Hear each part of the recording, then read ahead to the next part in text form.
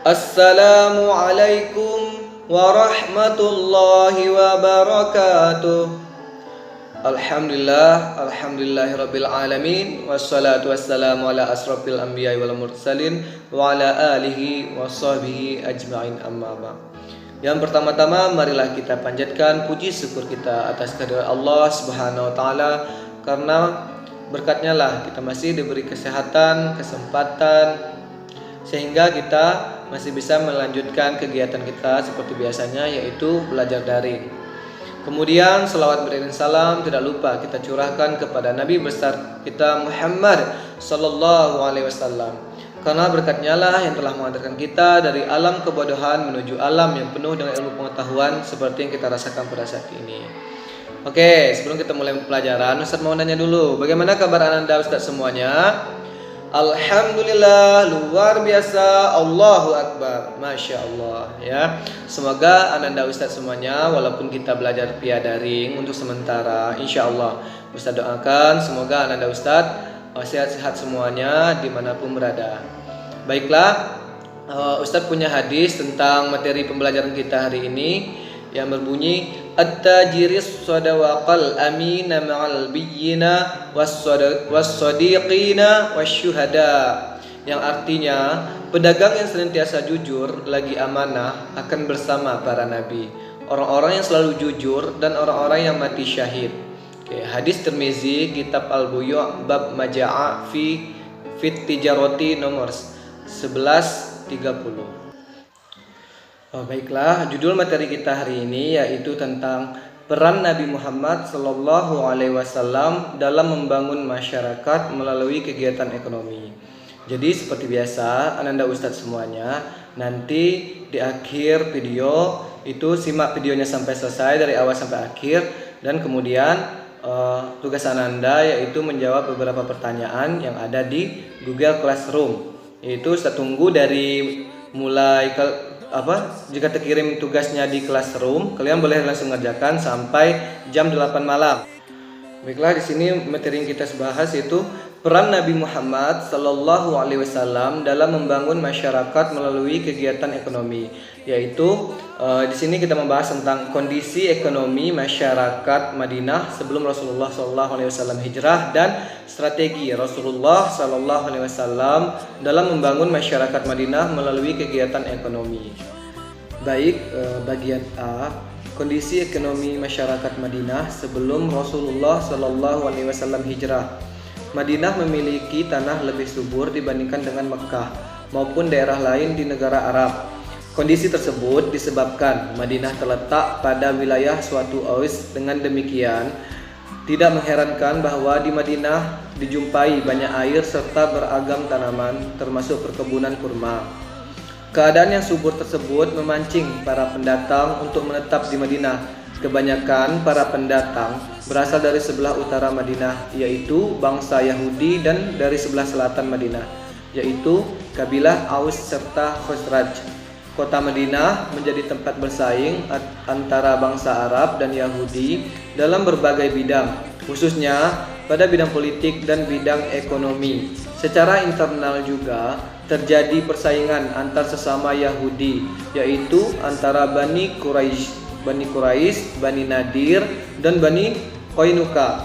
Begitu pula antara sesama bangsa Arab terjadi persaingan antara kabilah Aus dan Khazraj. Persaingan antara bangsa Arab dan Yahudi terkadang dimenangkan oleh Yahudi, dan terkadang sebaliknya. Keadaan politik yang selalu tegang dan meresahkan di Madinah disebabkan tidak ada semacam pemerintahan yang memiliki kemampuan dalam mengatur masyarakat. Hal tersebut memengaruhi kehidupan ekonomi masyarakat Madinah. Kota Madinah terletak pada jalur perdagangan dari Mekah ke Yaman dan Mekah ke Syria. Hal tersebut membuatnya sebagai salah satu kota yang menjadi tujuan persinggahan khalifah dagang. Keadaan serta demikian menjadikan Madinah sebagai salah satu kota perdagangan di Jazirah Arab. Berbagai macam dagangan dibawa oleh kabilah-kabilah, antara lain minyak wangi, kemenyan, kain sutra, barang-barang logam, kulit, senjata, dan rempah-rempah. Barang-barang dagangan tersebut ada yang diproduksi di Yaman dan ada juga yang didatangi dari luar negeri Arab. Adapun barang-barang yang dibawa oleh kabilah-kabilah Syriah antara lain gandum, minyak zaitun, beras, jagung, dan berbagai jenis tekstil. Itulah yang dikenal dengan jalan perdagangan ke selatan dan utara. Perjalanan ke selatan di musim dingin dan ke utara di musim panas. Pada masa awal atau sebelum Rasulullah SAW hijrah, keadaan perekonomian kaum Yahudi lebih maju dibandingkan dengan bangsa Arab. Mereka memiliki lahan-lahan pertanian yang subur. Mereka juga bergerak di bidang perdagangan.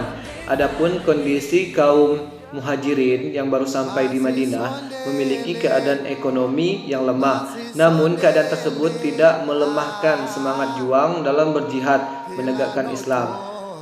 Keadaan tersebut tidak melemahkan semangat juang dalam berjihad menegakkan Islam.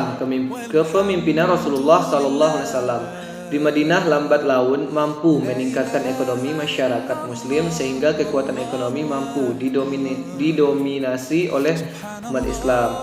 Terus yang B, strategi Rasulullah SAW dalam membangun masyarakat Madinah melalui kegiatan ekonomi. Yang pertama itu menegakkan prinsip ekonomi Islam. Pada era tersebut, kegiatan bisnis di Madinah didominasi oleh kaum Yahudi. Seringkali mereka berbuat curang dalam berbisnis. Oleh karena itu, Rasulullah SAW membuat perubahan dalam sektor perdagangan yang berlandaskan pada syariat-syariat Islam.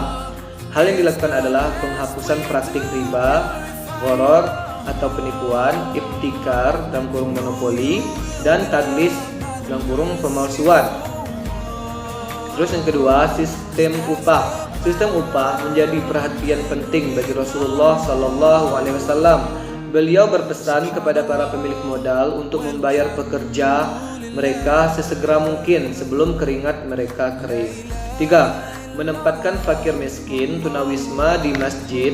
Para fakir miskin dan orang-orang yang sedang menuntut ilmu bisa tinggal di halaman masjid. Orang-orang tersebut disebut dengan ahli syufah. Oke. Terus lanjut yang keempat, bekerja sama dengan kaum Ansar menciptakan lapangan pekerjaan bagi kaum Muhajirin. Dengan dasar ukhuwah Islamiyah, kaum Ansar memberikan lahan pekerjaan bagi kaum Muhajirin. Tujuannya agar mereka memiliki pemasukan untuk memenuhi kebutuhan sehari-hari tanpa harus membebani kaum Ansar. Yang kelima, meningkatkan mutu pertanian.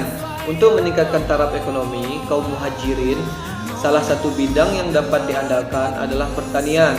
Mereka memanfaatkan tanah-tanah hadiah dari orang-orang Madinah dan tanah hasil penaklukan perang Khaybar. Tanah-tanah tersebut mereka garap bersama-sama. Rasulullah SAW membuat inisiatif membangun sistem irigasi yang diambil dari Danau Mahzur dan Mudainib agar hasil pertanian lebih maksimal. Selain itu, beliau juga menetapkan tata cara penggunaan lahan, sistem bagi hasil antara pemilik dan penggunaan lahan, serta penghitungan zakat yang harus dikeluarkan.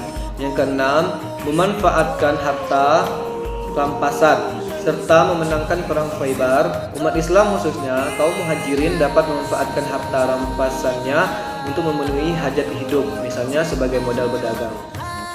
7. Membangun pasar Islami. Pada awalnya, perdagangan antara kaum muslimin dan Yahudi berada dalam satu pasar. Lambat laun, banyak terjadi pelanggaran kesepakatan yang dilakukan oleh kaum Yahudi.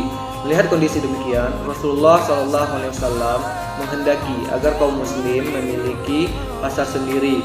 Pada pasar tersebut diterapkan aturan-aturan ekonomi yang islami dan melarang praktik-praktik curang, penipuan, riba, dan sebagainya.